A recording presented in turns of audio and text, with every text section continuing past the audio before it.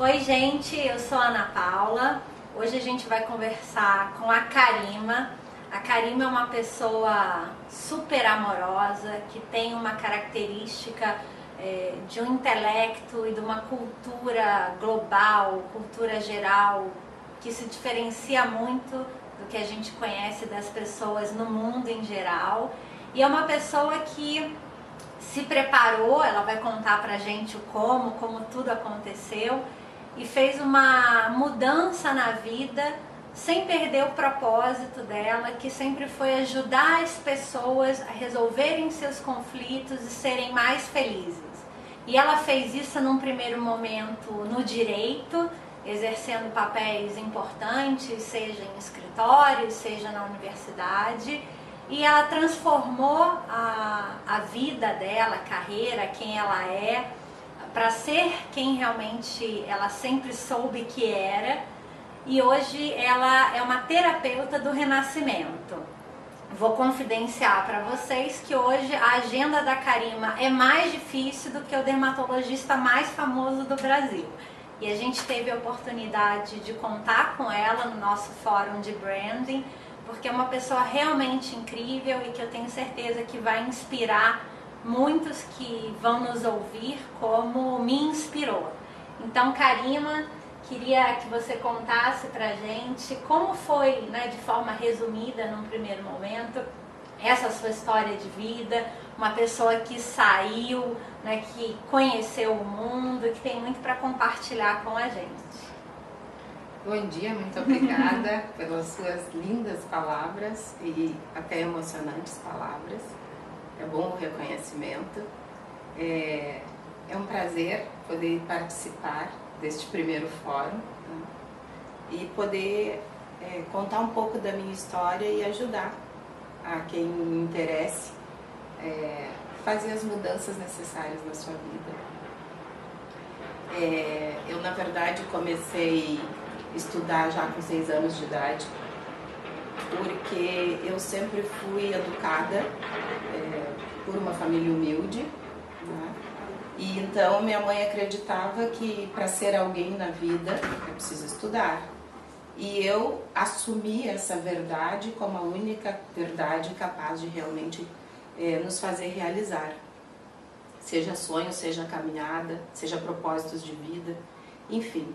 E eu comecei realmente a estudar aos 6 anos de idade. Na época era algo inédito, porque não havia essa possibilidade.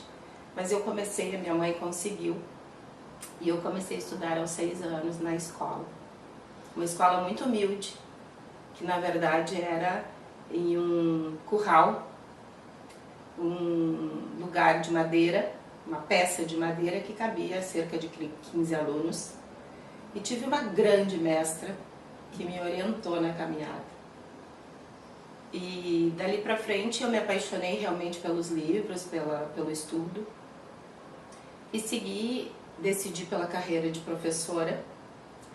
E fui a primeira faculdade, então foi Educação Física. Olha que interessante. A Educação Física chegou como um sonho de poder trabalhar como professora, que era uma coisa que desde criança eu gostava de ensinar. E também como um propósito de uma realização, onde eu queria unir num mesmo espaço algo como trabalho com o corpo físico, uma biblioteca, era meu sonho, e um pequeno café, que tinha o propósito de estimular a poesia, num primeiro momento. Olha só. O que quando criança eu fazia na cozinha da minha avó, com primos, né, que nós fazíamos sarau. Eu sou gaúcha, e no Rio Grande tem sarau de prendas. Onde você nasceu, Karima? Eu nasci em São Gabriel. Vejam só. Lá no Rio Grande do Sul. Então, eu uni, talvez, as minhas vertentes no sonho de realizar esse, que hoje, naturalmente, existem as academias com cafés, enfim. E quando eu me formei em Educação Física, a realidade da minha vida, casada, com filho, já não me permitia esses arroubos de aventurar-se por algo que não existia, especialmente no interior do Rio Grande do Sul, casada com gaúcho, que tem uma postura diferenciada e conservadora. E então ele entendia, e eu era muito jovem, e acreditei que era melhor eu dar aula e trabalhar dando aula que criar algo meu. E eu fui fazer concurso para o Estado, para professora, passei, e então logo em seguida veio a ideia de que era melhor, que eu tinha mais habilidades para fazer um curso de Direito. Da educação física ao direito, gente. Calma que tudo se encaixa. Vocês vão ver. Exato. E então eu tinha filha pequena ainda, com 4 anos de idade. E eu fui fazer então Direito. Quando já fazendo a faculdade eu tive o segundo filho. Então naquele momento eu me dividia entre o papel de esposa, mãe e aluna. E sempre buscando estágio, porque o meu desejo era realmente pôr em prática tudo aquilo que o meu coração ansiava em pôr em prática. E quando terminei o Direito, já fui trabalhar na universidade. Já assumi o escritório de prática forense, porque eu fiz 2 anos, quase 3 anos de práticas em outros espaços, inclusive na promotoria. E naquele momento me surgiu a ideia de... me apaixonei pela carreira de promotor. Vou fazer concurso público. Também ideia do na época, meu marido, pai dos meus filhos. Que seria interessante para mim. E eu ainda naquele momento, porque hoje não mais, ainda naquele momento eu tinha uma dificuldade de assumir o meu propósito. E eu acreditava que a orientação do meu marido, então marido, por ele ser um homem de negócios, já formado, desenvolvendo sua carreira, que a orientação dele era realmente o que era melhor para mim. Mas também porque na minha criação eu tive muito essa crença, né? E de qualquer forma, nós seres humanos temos essa crença de que os nossos pais nos orientam, os mais velhos nos orientam, aqueles que já têm uma caminhada nos orientam, e essa orientação é a melhor, ainda que muitas vezes elas neguem o nosso propósito. E aconteceu comigo. E eu fui para a carreira jurídica, fui uma excelente advogada, consegui na carreira tudo aquilo que a gente almeja, porque nós almejamos na carreira, claro, progressos. E eu progredi. Eu dei aula na universidade, várias horas de aula, assumi o escritório de prática, fiz um trabalho de desenvolvimento no escritório de prática. E aí começou uma inquietação, que era, eu via os alunos chegando e sentia que a universidade não oferecia este desenvolvimento que se pretende com a educação. Ela apenas buscava oferecer conteúdos que habilitassem a prática de uma profissão. E continua sendo assim. E eu comecei a assumir o papel, de alguma maneira, de mãe, de uma mãe emprestada, que dava suporte. Eu via os alunos saindo de casa, morando, às vezes, em condições mais humildes daquela que foram criados, o que faz um pouco de dificuldades, emoções em geral, as dúvidas na carreira, outros porque o meu pai é advogado e aí eu já tenho um caminho a seguir, a minha mãe é advogada, meu pai é juiz, minha mãe é juíza. Então se ouve muito isso nas universidades. Eu imagino que em todos os cursos, porque a medicina se vê que às vezes tem famílias inteiras de médicos, famílias inteiras de advogados, de odonto, enfim. E se nós analisarmos o ser humano, não necessariamente que porque eu sou filha de médico eu serei um bom médico. Perfeito. Ou um bom analista, enfim, o que quer que seja. Mas é a comodidade e aquilo que a gente foi criada. Você é criada vendo aquilo, a tendência é você se encaixar naquele propósito do outro quando você cresce. E o seu propósito real fica perdido. Principalmente quando existe admiração, né? Principalmente quando existe admiração. Então é natural, você admira seu pai e sua mãe e a tendência é você, eu gostaria de trabalhar com arte.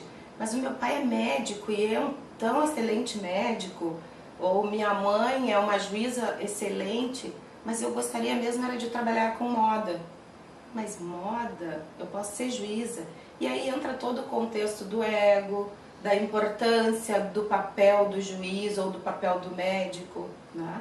E muitas vezes também o lamentável preconceito que vibra da humanidade sobre algumas profissões, que são menos. Nenhuma é menos, todas são importantes. É um contexto. Perfeito. Presta atenção, gente. Isso é fundamental. Ouçam o que a Karima está falando e guardem. Nenhuma é menos. Tudo é mais. E então eu fui advogar, era apaixonada pelo direito. Porque o direito apaixona qualquer ser humano. O que te apaixonava? Me apaixonava o potencial de resolver conflitos. Me apaixonava acompanhar o pensamento dos pensadores do direito, né? Me apaixonava aquela, na verdade, muitas vezes dramática atuação nas audiências, ou mesmo, especialmente nos tribunais de júri, né? Então, quando os tribunais de júri, você vê grandes atores, e se nós olharmos hoje, quantos atores que as televisões apresentam cuja formação é direito?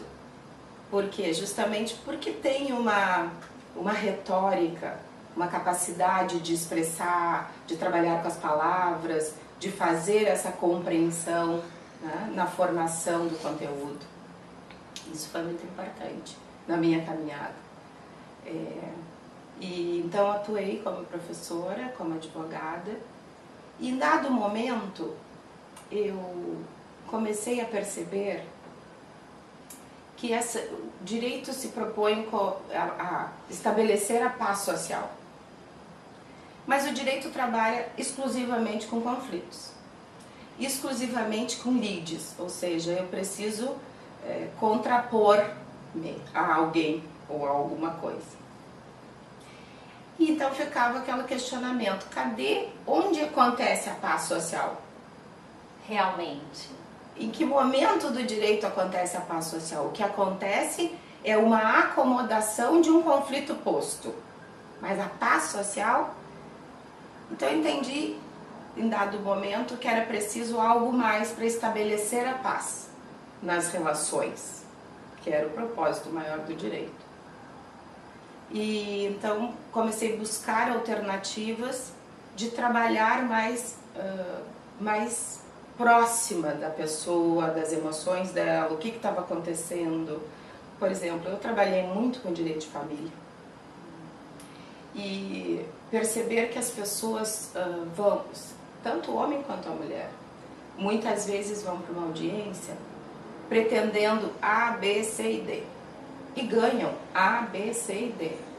Mas quando saem da audiência, não estão felizes. Estão satisfeitos com o resultado. É diferente. É como você comer, eu tenho fome, vou comer um jantar, seja ele qual for, ou um lanche, vou desfrutar desse lanche, mas isso não me traz felicidade. Não é o que você queria. Exato, isso está me trazendo apenas saciedade. Está me satisfazendo uma necessidade, mas não está me trazendo felicidade. Que a felicidade não passa pela satisfação de uma necessidade. Sendo assim, quem tivesse qualquer tipo de necessidade não seria feliz. E é possível. Então, dentro desse contexto, começou a haver uma inquietação. E Karima, essa inquietação era como? Você com você mesma, você discutia isso com as pessoas? Como que era esse sentimento aflorando? Então, num primeiro momento, era eu com as minhas observações dentro do meu trabalho. E num segundo momento eu comecei a levar isso a alguns alunos mais próximos e começamos a falar sobre. E inclusive eu levava algumas vivências nas reuniões, onde eu comecei a perceber que os alunos começavam a trazer questões de inquietação pessoal também, de como seria a profissão, de será que era isso mesmo que queriam, e questões desse tipo.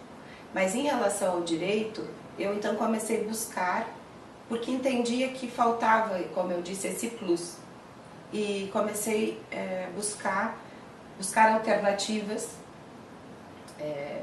dentro da psicologia, dentro das áreas referentes a um olhar mais humano, emocionalmente falando.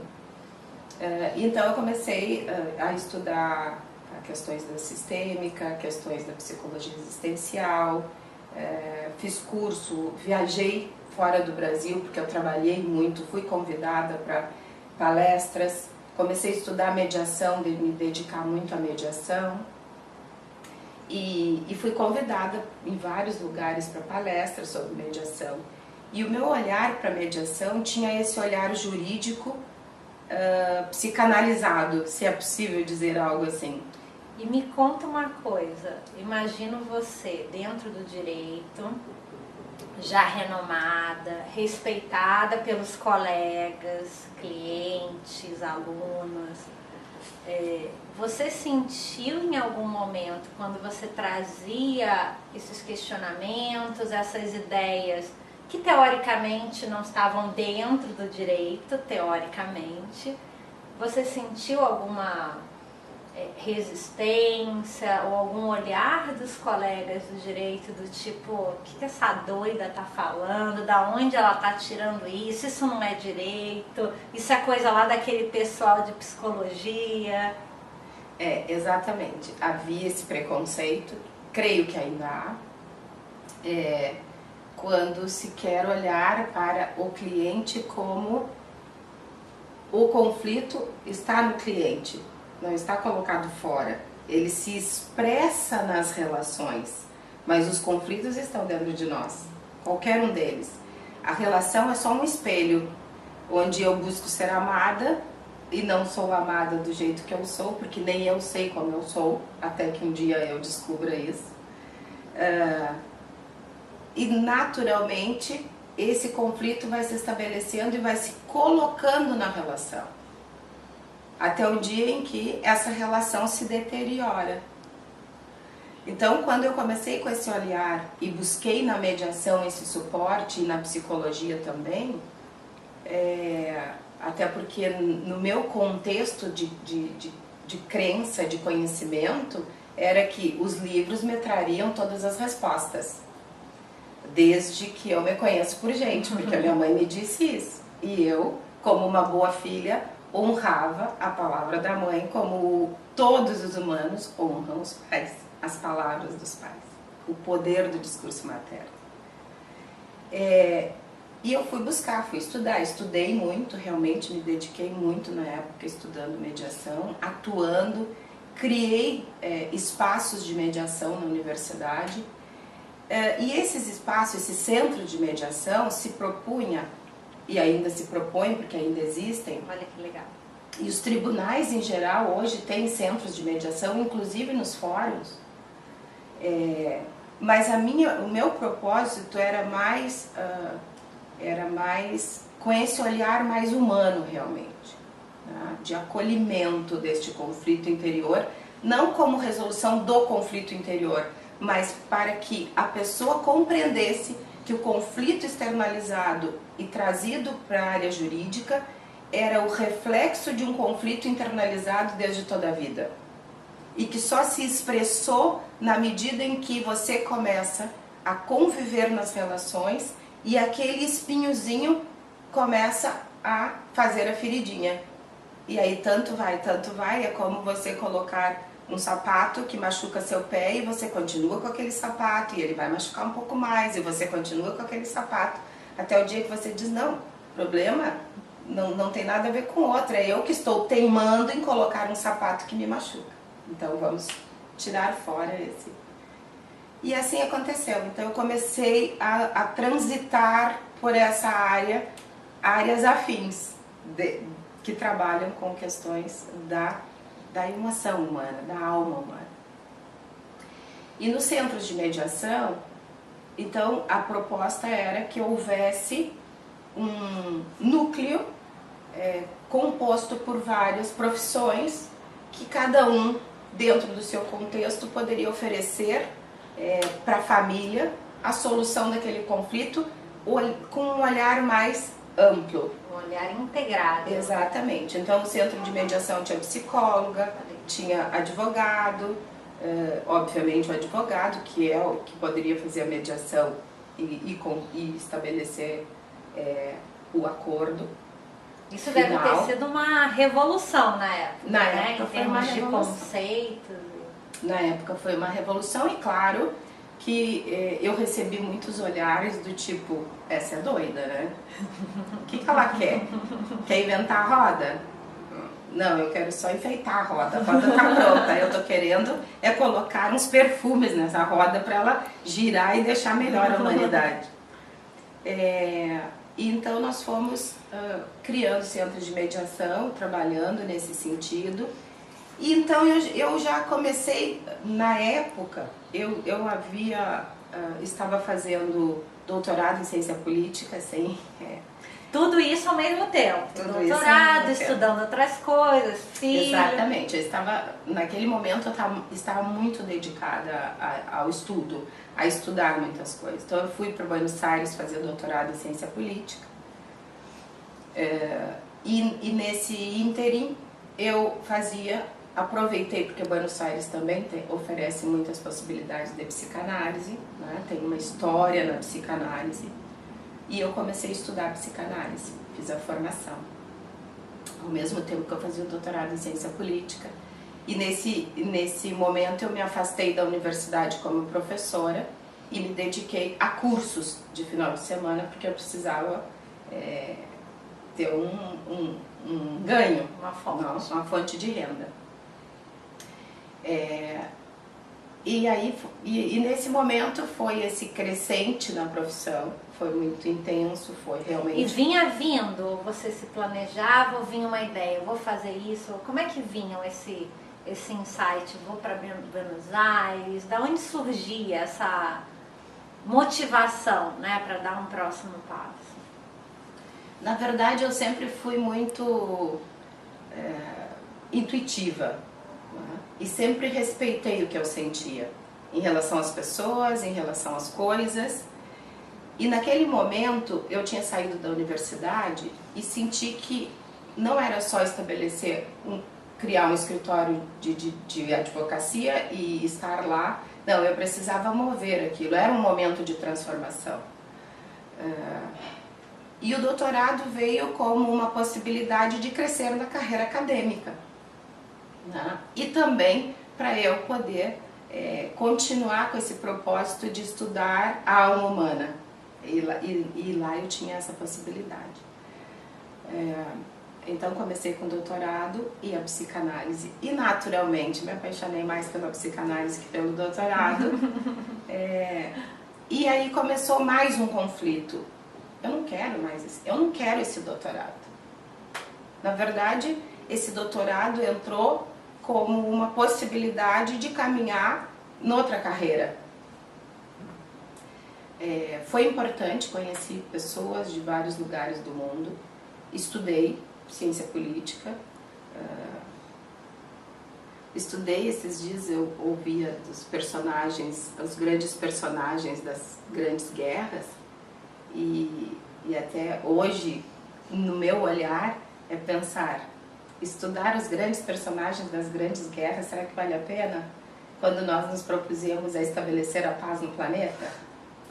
É um pouco contraditório, mas enfim, conhecer o que você não quer para estabelecer o que você quer. Então ali foi muito claro para mim. Nesse momento eu estava me separando, a vida profissional estava fantástica, mas eu não era feliz. Então naquele momento eu tinha tudo o que eu queria e havia almejado, porque todos nós almejamos coisas, tanto na vida pessoal quanto na vida profissional. Então eu quero chegar a fazer o doutorado, eu quero ter filhos, eu quero ter marido, eu quero ter uma casa, eu quero comprar, ser reconhecida, ter um carro novo, viajar pela Europa, né? Que são sonhos, poder viajar livremente, enfim. E eu já havia realizado todos esses propósitos ou objetivos, que nem sei se é sonho, mas eu creio que são mais objetivos. Porque o sonho não é uma coisa tão material. E eu não estava feliz. Eu sentia uma saudade que eu não podia explicar do quê, ou de quem. Às vezes eu me perguntava se era de alguém que eu sentia saudade. Mas eu não tinha essa resposta. E nada, nenhum livro que eu havia lido me dava essa resposta. E nesse momento eu lia mais livros. Eu estudei muitos autores, eu li muitos livros. Eu chegava a ler uma base de 3 a 4 livros por semana. Eu dormia muito pouco, eu lia muito. Porque eu precisava encontrar uma resposta. E hoje eu observo que as pessoas leem, fazem muitos cursos procurando respostas. Mas é assim que a gente aprende no desenvolvimento da criança quando começa o processo de educação. Então naquele momento eu precisava fazer algo para mim. Eu fui passar um mês na Espanha, onde eu fui participar de um doutorado de filosofia do direito e falar sobre mediação. Eu falei sobre mediação em várias universidades da Espanha especialmente, né? E estando na Espanha, que era um dos meus grandes sonhos, talvez tenha sido o momento que eu estive mais frustrada comigo. Eu estava dando aula na Espanha. Para qualquer profissional da academia, poder ser convidado por um país europeu para dar uma palestra num curso de doutorado é um reconhecimento. E eu estava realizando um sonho de conhecer a Espanha. E eu fiquei muito infeliz lá. E andando pelas livrarias, que era o meu xodó, hoje já nem tanto, mas era o meu xodó, eu encontrei um livro que se chama O Cavaleiro da Armadura Oxidada. Que na verdade é um livro muito simples, muito quase como uma historinha.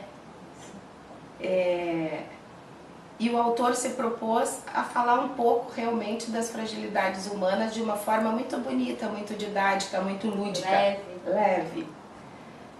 E eu encontrei aquele livro, já na livraria comecei a ler e passei a ler, passei a tarde lendo o livro. E eu chorei muito. E eu não entendia por que eu chorava, de quem que eu sentia saudade. Num primeiro momento pensei que eu podia estar com saudade de casa, dos filhos. Não, mas não era.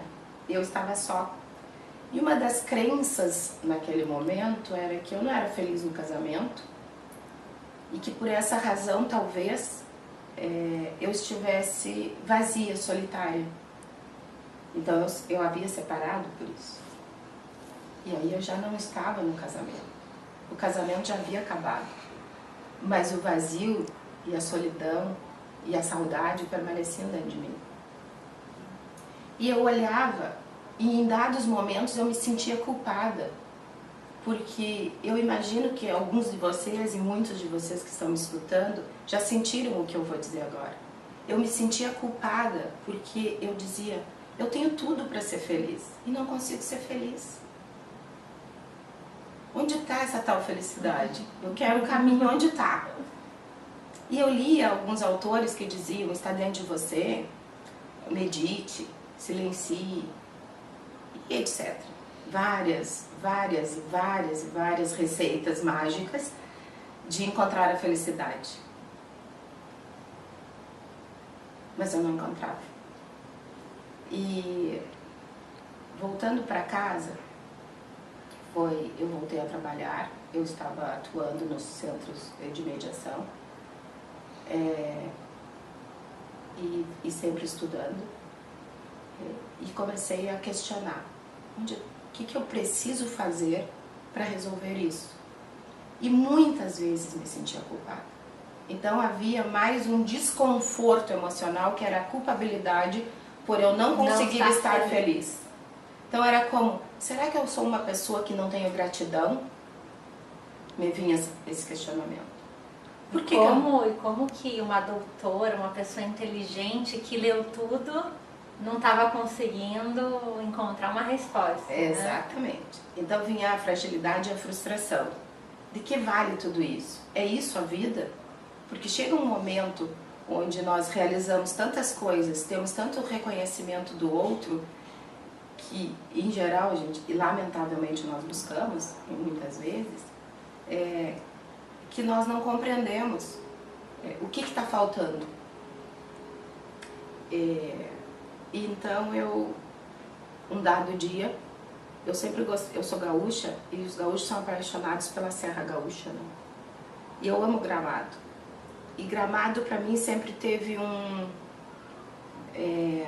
imaginário de sonho, de perfeição, de tudo estar perfeito, de ser feliz, das flores estarem vibrantes na primavera, de o frio estar intenso no inverno, da possibilidade da neve no Brasil.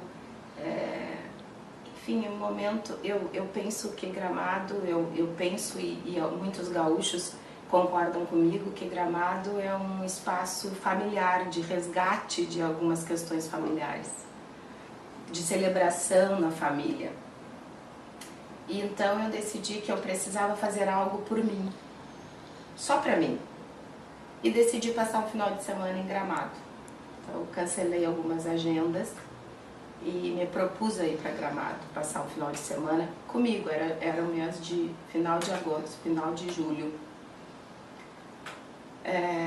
E como eu tirei folga na quarta, quinta e sexta, para quinta-feira ir para Gramado, na quarta-feira eu estava lá sem ter muito o que fazer e meio sem vontade de ler. E então resolvi ver televisão. E comecei a passar os canais e em um dado momento passou, quando a gente passa, que faz, isso é pra você? Então, assim aconteceu. E eu passei, e foi exatamente o que eu ouvi, isso é pra você. E eu passei e voltei e disse, isso é pra mim, eu não sei o que é, mas é pra mim, esse dedo apontado pra mim é pra mim. E era um workshop de renascimento.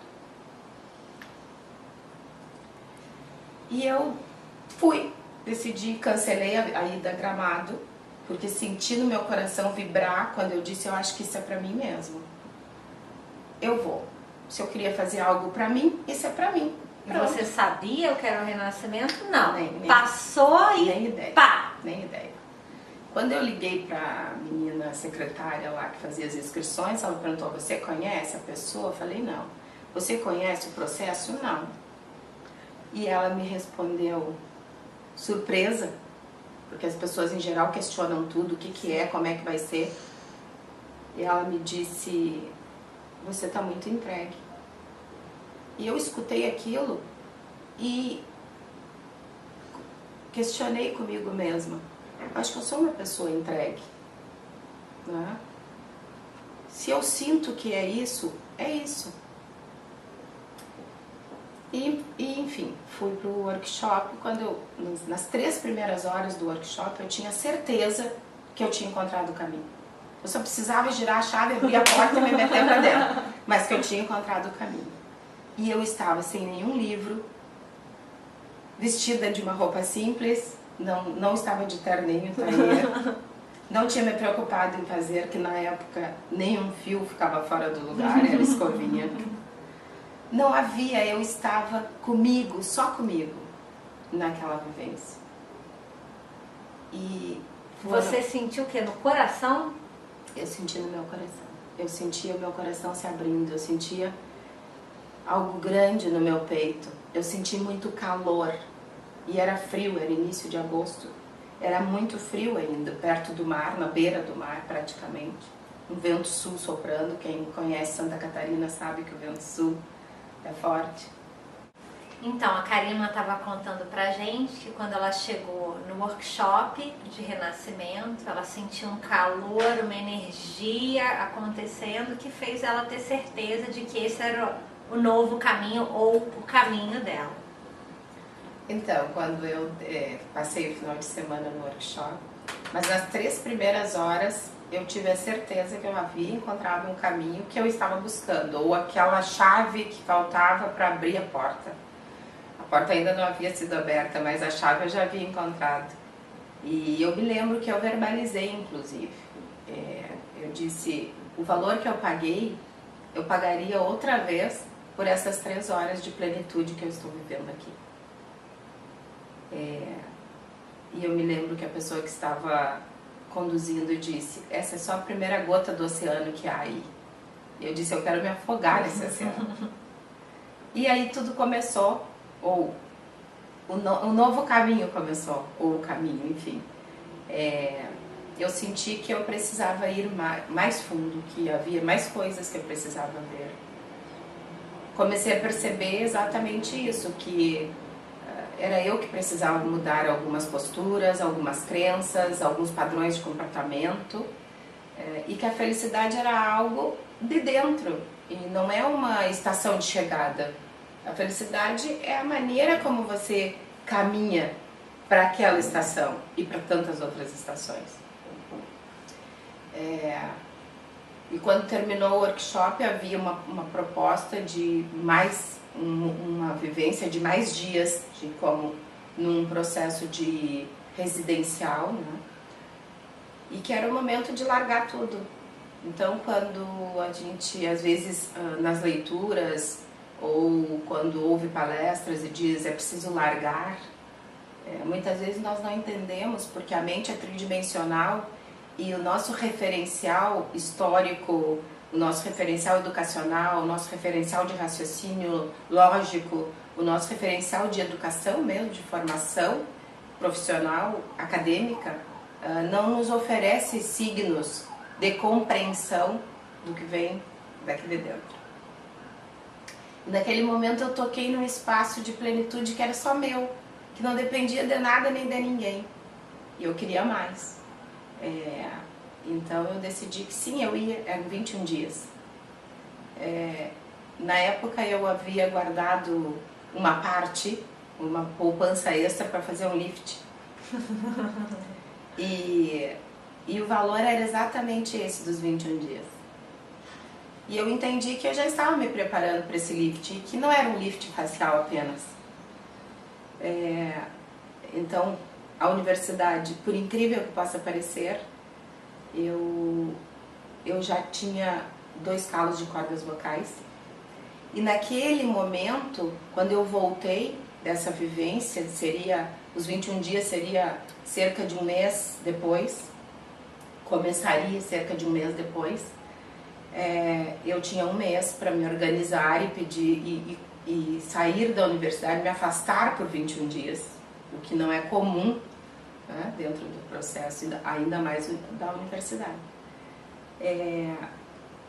Mas eu tinha outras coisas, eu estava com problema no útero, eu estava com vários nódulos no seio, que eu entendo que é importante fazer essa colocação, porque eu não buscava algo diferente simplesmente porque eu estava só com não felicidade, mas pelo fato que eu não compreendia que eu era uma mulher jovem, saudável, de uma família saudável, e eu estava criando enfermidades no meu corpo. Compreendendo que a enfermidade é uma criação, sim, nossa, por dificuldades e bloqueios de energia, eu precisava olhar para aquilo.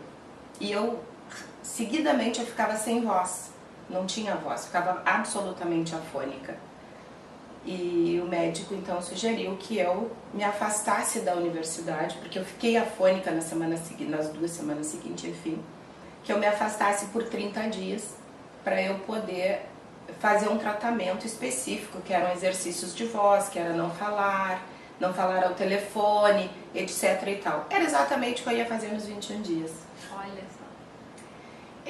Então eu enviei, na verdade eu ganhei o atestado um dia antes de eu viajar e enviei para a universidade e fui que na época, como que eu ia explicar na universidade? Eu vou para um retiro, eu vou para um spa fazer tratamento. Essa foi realmente, eu vou para um spa. Porque não havia como eu, com signos jurídicos, fazer me entender. E eu fui para esses 21 dias. E não foi fácil. Não foi fácil. Porque, como já disse algum autor, o dia que você se conhece, me parece que foi Nietzsche, o dia que você se conhece pode ser o melhor ou o pior dia da sua vida. E eu digo, contrariando um pouquinho ao autor, com todo respeito, o dia que você se conhece é uma mistura do melhor e do pior. Do melhor porque você descobre o seu poder. Você descobre, eu posso tudo. O poder é meu, eu posso. Eu criei essa vida que eu estou vivendo.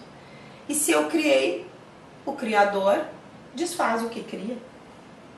Então eu vou desfazer isso. Vou criar. Não se trata nem tanto de desfazer, senão de... Se eu criei o que eu estou vivendo e esse que eu estou vivendo não me faz feliz, eu vou criar algo que me faça feliz. Quando eu voltei desses 21 dias, que seria uma outra... Contar dos 21 dias seria uma outra entrevista específica. Eu estava muito feliz. Quando eu saí do espaço onde eu estive por 21 dias, sem telefone, sem televisão, sem rádio, sem jornal, sem aluno, sem filhos, sem marido, sem pai, sem mãe, sem comida de todo dia, como se diz, sem chocolate, que aliás era um vício meu, que na verdade era uma fuga. Vou colocar esse doce aqui porque essa falta de afeto próprio me mata. E eu saí de lá, eu emagreci muito, tudo que estava em excesso se foi. Eu saí de lá e a sensação que eu tinha quando eu olhava para a estrada, para as árvores, é como se eu nunca tivesse visto aquilo. Realmente era a primeira vez. E realmente hoje eu tenho essa consciência, porque quando eu comecei a ganhar consciência, e quando você começa a ganhar consciência, ou qualquer um de nós começa a ganhar essa consciência, o olhar é diferente, a respiração é diferente, porque você conecta com a fonte. Você já não respira de fora, você não se alimenta com o que está fora, você se alimenta com a fonte que está dentro de você e com a qual você é totalmente ligado. E quando eu voltei dos 21 dias, eu observei que eu nunca havia relaxado na minha vida. Eu nunca havia desfrutado a praia, que eu amava de paixão. Eu nunca havia dormido, por exemplo, me jogar numa grama ou mesmo na cadeira na praia e dormir no final do dia. Nunca. Nunca. Eu amava cozinhar, mas eu não estava presente naquela cozinha. Eu cozinhava para também receber o reconhecimento dos outros. Então eu amava cozinhar para os outros. Mas não desfrutava. Eu até desfrutava. Eu até desfrutava como a gente desfruta de um alimento, mas não esse desfrutar celebrativo que eu vivo hoje. E realmente, muitos de nós cozinham para ter um reconhecimento. Eu quero que você coma e diga, nossa, que delícia. Então esse que delícia sua é o meu reconhecimento. Era assim, foi assim. Então essas questões que parecem que não têm importância, mas no contexto geral, começa a fazer você ver que, na medida em que você aceita transformar você, transformar as suas fragilidades, assumir as suas fragilidades, abraçar as suas fragilidades, reconhecê-las e transformar, você não tem o desejo de transformar mais ninguém. Tá tudo perfeito. E aí você diz, eu vou voltar lá dos 21 dias e tudo vai estar como eu deixei. Mas eu não estou mais como eu cheguei. Eu não estou mais como quando eu saí de lá. E isso aconteceu quando eu voltei para a universidade. As pessoas me diziam, o que você fez? Você está com cara de 7 anos. E eu pensava, que delícia, o lift. É o lift. E alguns diziam, mas como você saiu para fazer tratamento de saúde e voltou completamente mudada, é outra pessoa? Meu chefe me disse, você está com cara de 7 anos. Eu falei para ele, melhor reconhecimento não há, muito agradecida. Né? A partir dali, surgiu o desejo de continuar descobrindo coisas, porque aquele anseio, aquela saudade, aquela insatisfação, aquela culpabilidade de não ser feliz, não existia.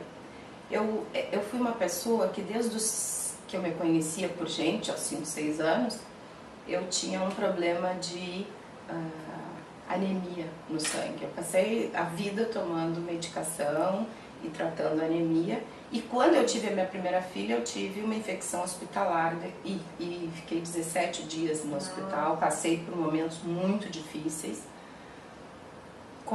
em função da anemia. Quando eu voltei dos 21 dias, eu fiz um exame de sangue e eu não tinha mais anemia. Eu não tinha mais calos de cordas vocais. Eu fui ao médico e ele, para fazer o exame que acompanhava os nódulos nos seios, e ele disse, o que você fez? Eu disse, na verdade eu fiz um retiro espiritual que trabalhei as minhas fragilidades emocionais, basicamente isso. Fiz um retiro para me autoconhecer. Ele disse, eu não sei o que aconteceu lá, mas fez bem para você, porque os nódulos não estão aqui. E naturalmente que esse olhar científico, dando um resultado positivo, foi maravilhoso. E se porventura houvesse alguma dúvida naquele momento, havia 100% de certeza. Sanada. Não havia dúvida. Mas se houvesse, né? E claro, uma mudança, quando você muda, exige uma mudança do outro. Porque se eu estou de frente para você, você está me vendo. Se eu virar para você me ver, você vai precisar se mover. Então, mudança gera mudança. Quando eu me movo, você vai se mover para me acompanhar. E esse movimento força você a me ver diferente. Você mudar o seu olhar para mim. E talvez isso seja uma das coisas mais difíceis, né? Que o outro veja que você mudou. Porque a tendência do outro é trazer os mesmos signos de comunicação anteriores. Mas aí esses signos já não respondem.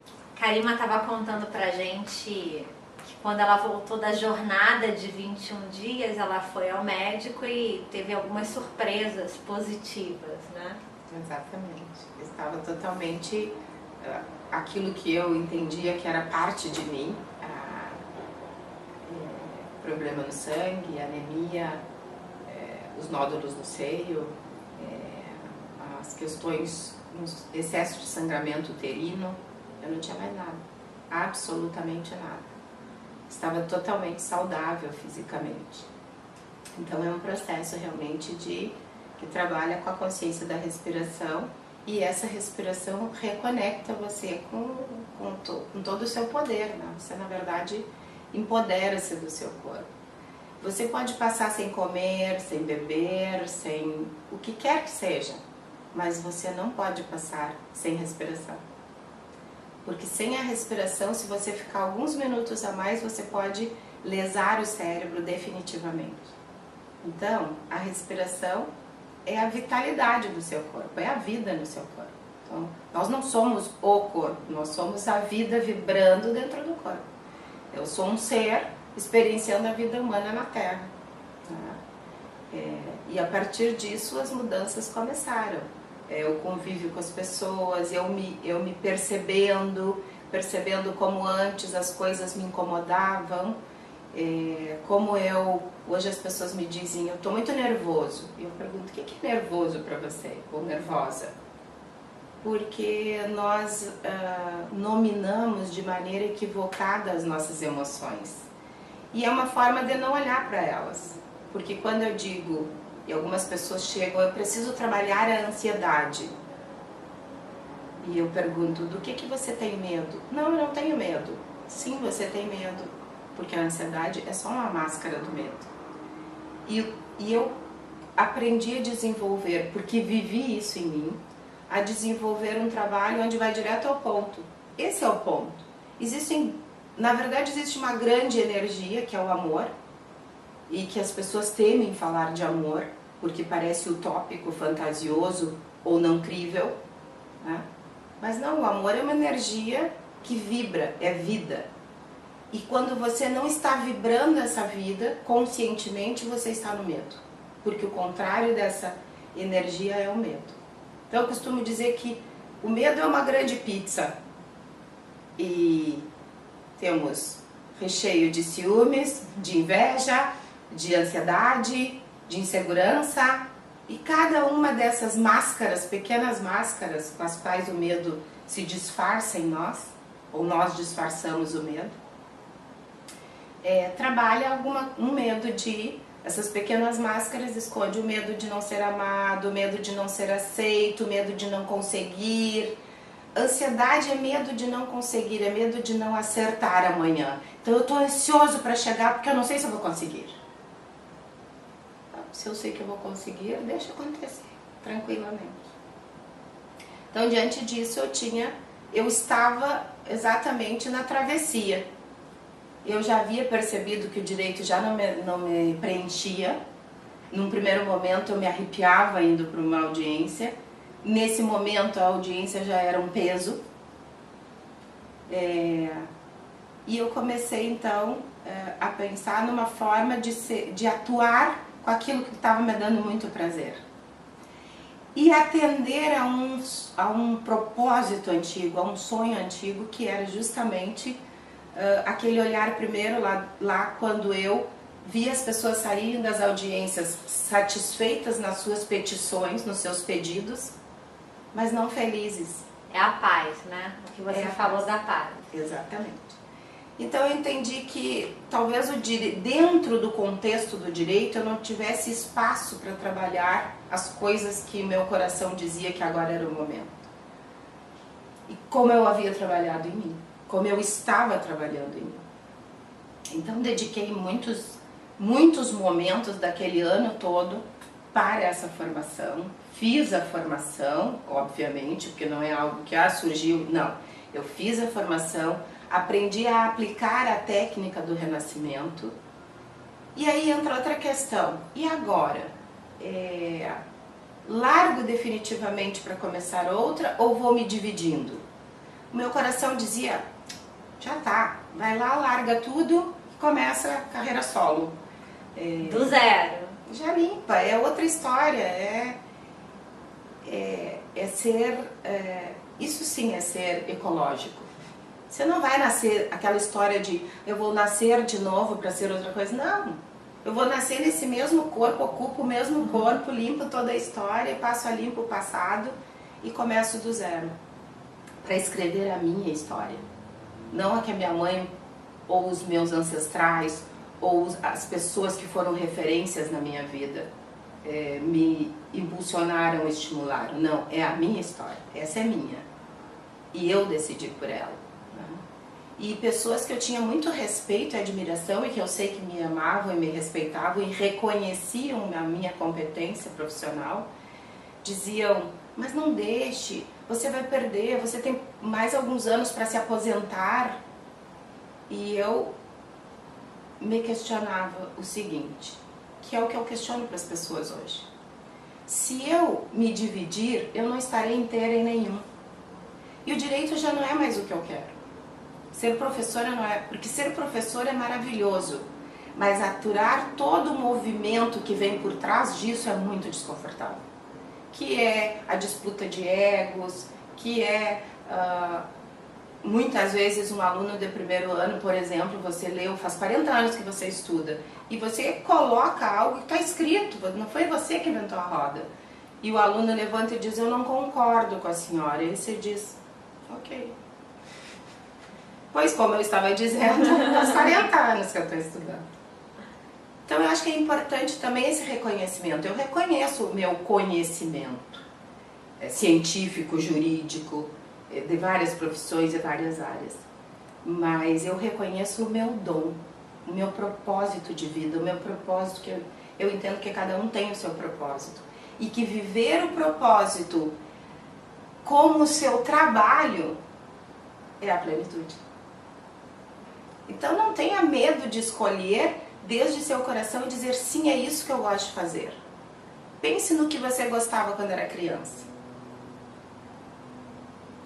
Essa brincadeira que você se entregava e não via o tempo passar, esse é o pulo do gato para dizer para você qual é a profissão que você vai se dar bem. Não pense no dinheiro, porque o dinheiro é só uma consequência. Do que você brincava, Karima? De médico. Ah, de continua médico, curando. De médico não, de curadora, de curandeira.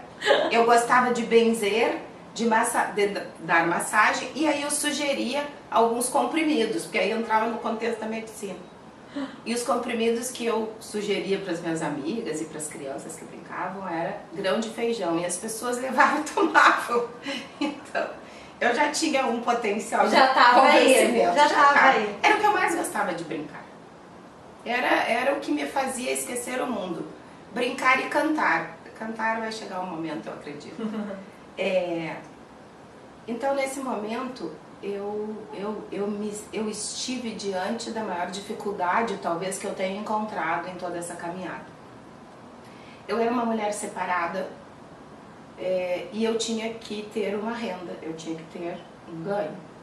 A universidade me pagava e era um bom salário. Eu tinha mais os cursos extras, então eu tinha um excelente salário, que me dava uma tranquilidade em todos os sentidos. Mas eu precisava começar algo que não só era novo para mim, mas era novo no contexto da comunidade. Porque Renascimento foi algo criado em 1970. E hoje tem 12 anos que eu trabalho com Renascimento. Então, além disso, tinha a questão do preconceito. Renascimento, hoje eu falo, as pessoas dizem, o que é isso? Olha, é uma terapia.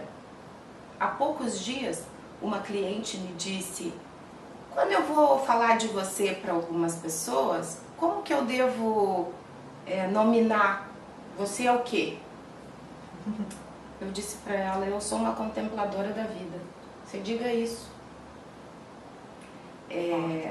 E foi forte também, porque eu me lembro que lá no início, quando eu comecei a pensar em deixar a pasta de certificados para me jogar naquilo que eu sentia, a minha filha, que também estava fazendo doutorado e que tinha todo um contexto científico na cabeça, ela me disse, o que eu vou dizer para os meus amigos quando eles perguntarem o que a sua mãe faz?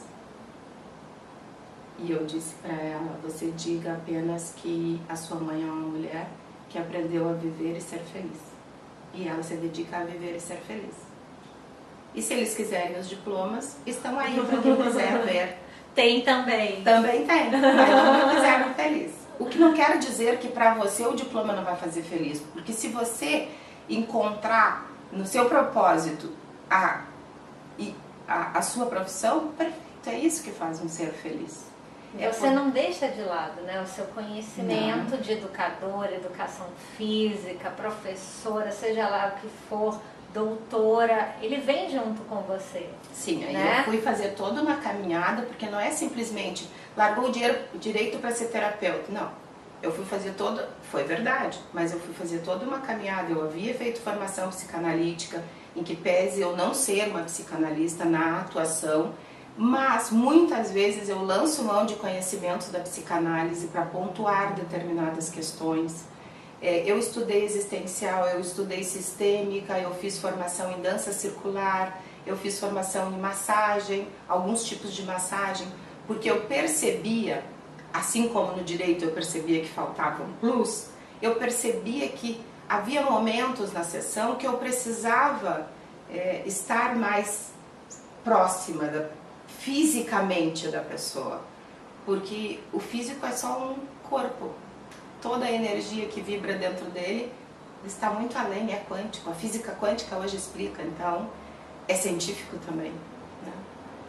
E aí veio essa questão, as pessoas diziam, não deixa direito, você pode viver, é um bom salário, e eu pensava, mas eu não posso valorizar o que eu ganho para dar a vida, a minha vida. Então, chegou um momento que eu disse não, porque eu entendo o seguinte, que você não pode. Existe um momento na transição que para você segurar o próximo cipó, você precisa estar com as mãos desocupadas. E não existe eu cruzar dessa forma. Então, eu precisava largar o cipó do direito para me jogar. Então, esse momento da transição é onde você voa livre. Você não está preso a nada. Você largou tudo. E o que você acha que nesse momento te deixou... Vai, larga o cipó. Uma característica que já está em você, uma coisa que você... A entrega. Eu entendo que eu sou uma pessoa que me entrego muito. E eu me lembro que muitas vezes eu fui criticada por isso. Na minha infância, na minha adolescência, até mesmo na minha vida adulta, eu ouvia de pessoas mais próximas e da família que diziam, você é muito impulsiva, isso não é bom, e especialmente para o gaúcho, impulsividade é uma coisa que não é muito boa não. E eu era impulsiva, e num determinado momento da minha caminhada eu compreendi que o que eles chamavam de impulsividade era nada mais nada menos do que a entrega a uma capacidade imensa de sentir. E eu fui descobrindo que eu era sinestésica. O que é ser sinestésica? Eu chego num lugar, eu sinto todo o espaço. Eu sento com você, eu sinto, eu sei no meu corpo refletido onde está doendo em você, ou onde tem alguma enfermidade, ou aonde está algum bloqueio.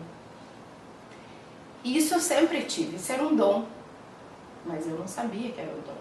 Então eu ficava doente, eu sentia dor, enfim, desconfortos. E aí, muitas vezes, por exemplo, no meu casamento, eu fui taxada de você está sempre criticando, colocando defeito nas pessoas. E eu muitas vezes comecei a me ver com esse olhar crítico dos outros. E hoje eu sei que não, quando eu olho para uma pessoa, eu sei o que está por trás daquela máscara. A pessoa pode me dizer o que quiser, o que eu estou sentindo é a mais realidade, a mais pura verdade. Quer dizer, o que poderia ser e que foi muito tempo classificado como uma fraqueza, é impulsiva, é maluca, faz tudo, ou sente tudo, né? Da onde vem isso? Você transformou para que você possa ser uma pessoa, uma profissional excelente no que você faz. Exatamente. E aí eu descobri que aquilo que era tido como fraqueza, porque era olhado com os olhos da terceira dimensão, quando eu acessei esse poder maior dentro de mim, eu descobri que era o meu maior dom, a minha maior virtude.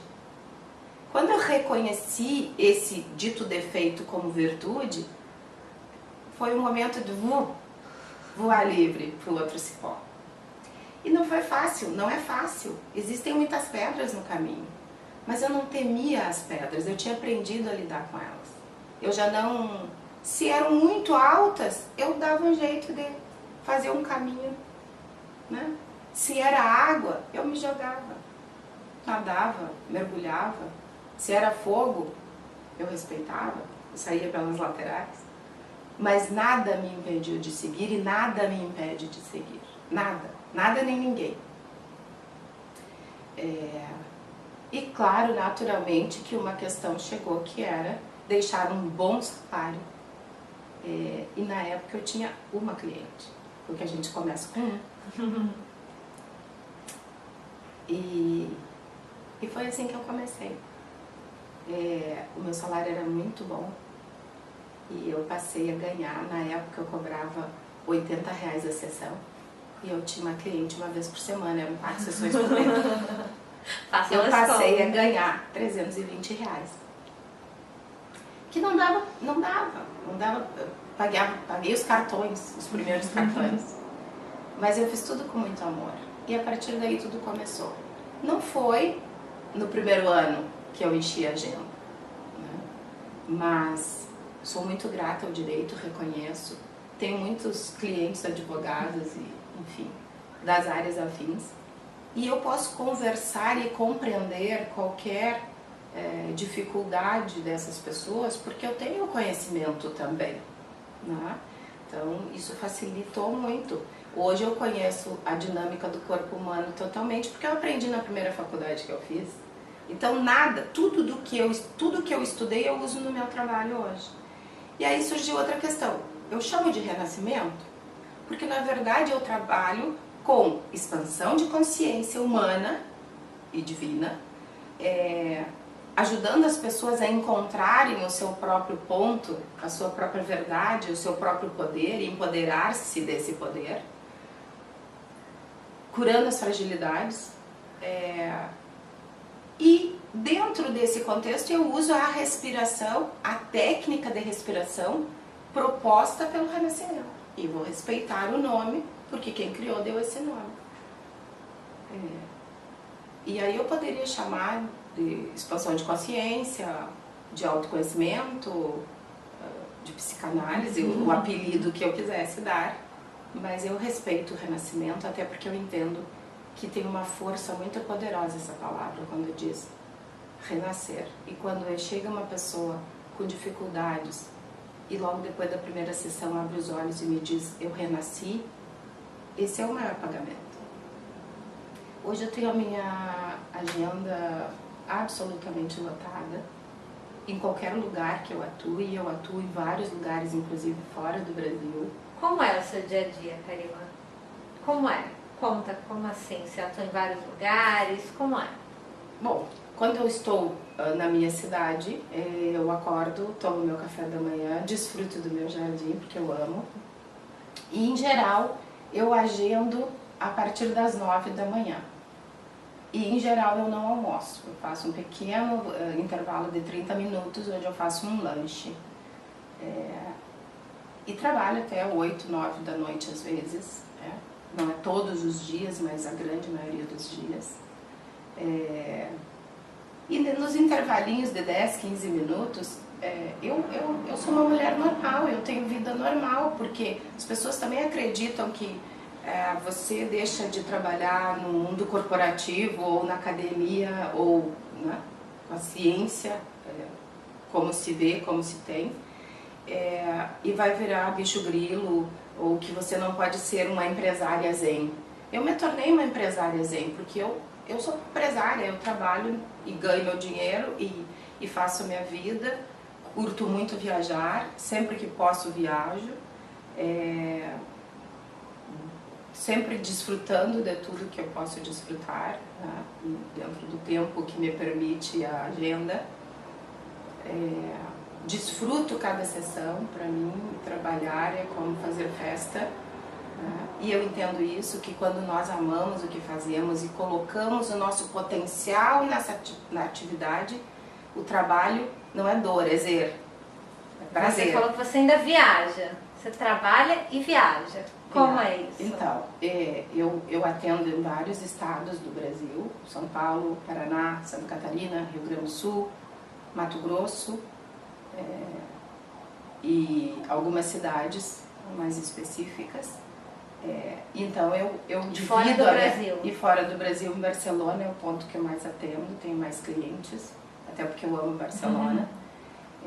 Mas já atendi em outros países onde eu fui, e quando eu falo do meu trabalho, as pessoas querem, experimentam e querem outra vez.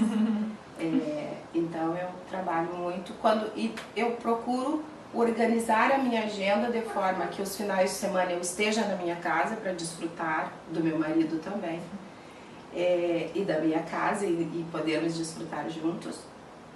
E durante a semana eu atendo hora em São Paulo, hora também em outras cidades de Santa Catarina, não só Florianópolis, e vou dividindo a agenda dessa forma. Mas eu como, eu me visto, eu arrumo o cabelo, eu gosto de maquiagem, ou seja, esta crença... Você vive. Esta crença que as pessoas têm de que você trabalhar com terapia, que muitas vezes se chamou alternativa, que muitas vezes se chamou holística, eu particularmente não gosto, eu acho que holístico é tudo, porque tudo é tudo, então não é o meu trabalho é holístico, o seu também é, porque você procura atender o todo, não só em você, como no contexto. Então, as pessoas me perguntam, eu digo, você pode me chamar do que quiser, pode me chamar de terapeuta, é uma palavra que está aí, que as pessoas reconhecem. Gostei do empresárias aí. Empresárias combina, gostei. Então, nesse contexto, eu vou me adaptando aos lugares, né? E tirando férias à noite. Como assim? Porque eu entendo que tudo passa pelo cérebro. Então você dá ordens para você, né? Por exemplo, quando eu estou trabalhando em outras cidades, onde eu atendo às vezes em apartamentos, né, em uma sala, eu quando termina a sessão, termina as sessões, se eu estou atendendo em maca, eu arredo a maca para um lado e libero aquele espaço e digo, estou em férias. Então, nesse momento, o que é as férias? Ok, juridicamente é um espaço de 30 dias, blá, blá, blá. Mas as férias na crença de toda a humanidade, é o momento onde você não tem compromisso, onde você não tem agenda, onde você não tem que trabalhar, onde você pode fazer o que você quiser. Por que eu vou esperar 12 meses no ano para fazer isso? Eu faço todos os dias. Se eu trabalhar até as 9 da noite, estou em férias, ainda que as minhas férias sejam subir, tomar banho, fazer um lanche e dormir. Mas eu estou em férias, porque para minha mente está relaxado para ser férias. E é o conceito do aproveitar aquele momento. Exatamente. Você está totalmente entregue ao seu relaxamento. Porque como eu trabalho com energia, eu preciso estar consciente de que aquele momento é só meu. Então, basicamente isso. E a transição se deu assim. Você tira férias normalmente também? Tiro Viaja, férias. passeia? Tiro férias, pelo menos 2 férias ao ano, de 15 dias. Podendo 3, eu faço 3. Viu? Mas eu tiro 2 férias ao ano, sim, de 15 dias. E desfruto muito. Quando eu saio de férias, realmente, eu não lembro que dia é. Eu não olho hora, não olho nada. Eu desfruto realmente, porque no mundo da ação, se diz que as pessoas levam, se tem 3 semanas de férias, elas levam 1 semana para desconectar do trabalho, 1 semana elas aproveitam e a 3ª semana elas já começam a voltar para o trabalho. A mente é assim. A mente é assim. Mas eu, 2 dias antes de começar as férias, eu já me sinto completamente enviada, desfrutando. Pronta para desfrutar, e eu desfruto se é 15 dias. Na verdade, eu desfruto 365 dias no ano, com quem quer que seja com o trabalho, seja com a família. E ok, e sinto dor de barriga às vezes sim, normal. Então, essa crença do terapeuta como ser um bicho grilo, que não vê televisão, que nega tudo que está posto no mercado, eu particularmente não estou de acordo, porque respeito, mas não estou de acordo na minha caminhada. Porque eu entendo que para você se iluminar, você precisa de um corpo, porque não há iluminação sem corpo. E para você estar dentro do corpo, você precisa estar consciente e aceitar a caminhada. E para você experienciar a vida humana na Terra, você precisa aceitar a tecnologia, porque sem essa tecnologia você não estaria me escutando. Eu estaria lá no interior de Santa Catarina, E poderia escrever uma carta para você, que no correio levaria um tempo. E seria para uma pessoa. E seria para uma pessoa. Tá? É compreender que o iPad não é só algo moderno, no sentido estético, né? No sentido de jovialidade, mas que é um instrumento que nos ajuda a estar em conexão com a linguagem que o avanço tecnológico nos proporciona.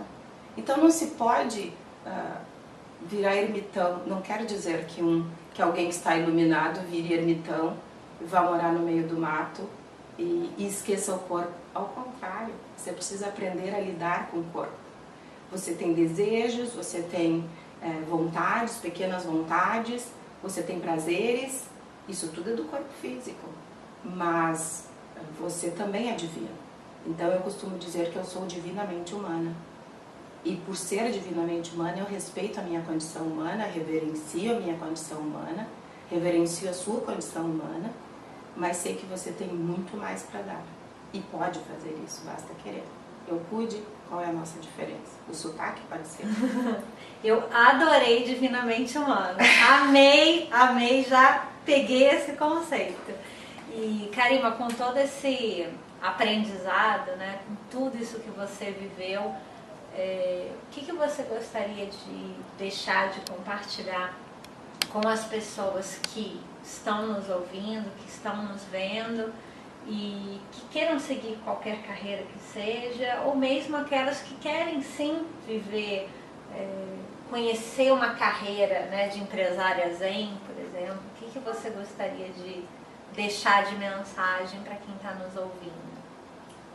A mensagem que eu posso deixar... Além de todas, né, gente? Porque tudo que ela já contou já né, são muitas mensagens importantes.